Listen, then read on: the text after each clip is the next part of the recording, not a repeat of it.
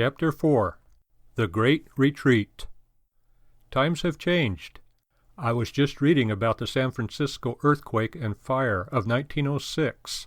The Wells Fargo Nevada Bank at Pine and Montgomery was destroyed by the fire, except for the fireproof vault. As a result, they had no books or records, and this was true of other banks as well. The records of depositors were also lost. On the strength of the depositors' statements alone, with silver money from the U.S. Mint, the banks paid out large sums to depositors, who were naturally in need of funds. The depositors proved trustworthy. Later, as data was reconstructed, the total loss of the Wells Fargo Nevada Bank, its name then, was less than $200, and this was due to vague recollections, probably, of their exact deposit by depositors. This is not all. Wells Fargo, to help people escape from the fire to Golden Gate Park, turned over its horses, wagons, and trucks to volunteer drivers to carry people and their possessions.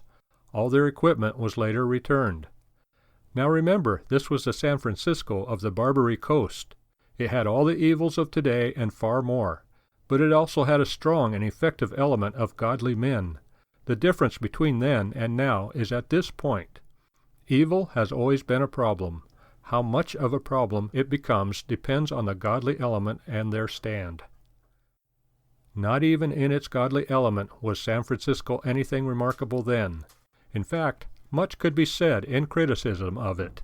Still, the righteous men were sufficiently in strength, and the background of Christian training such, that in a crisis so remarkable a sense of responsibility was manifested. Solomon writes, "Righteousness exalteth a nation, but sin is a reproach to any people." Proverbs 14:34. The word translated as reproach appears also in Leviticus 20:17, and is translated as a wicked thing. It can also be rendered as disgrace, something which drags down and destroys. Righteousness thus develops and prospers a people morally and in every way, whereas sin disgraces and destroys it. Today, in many areas of our nation, we are lacking in any strong men of faith and character.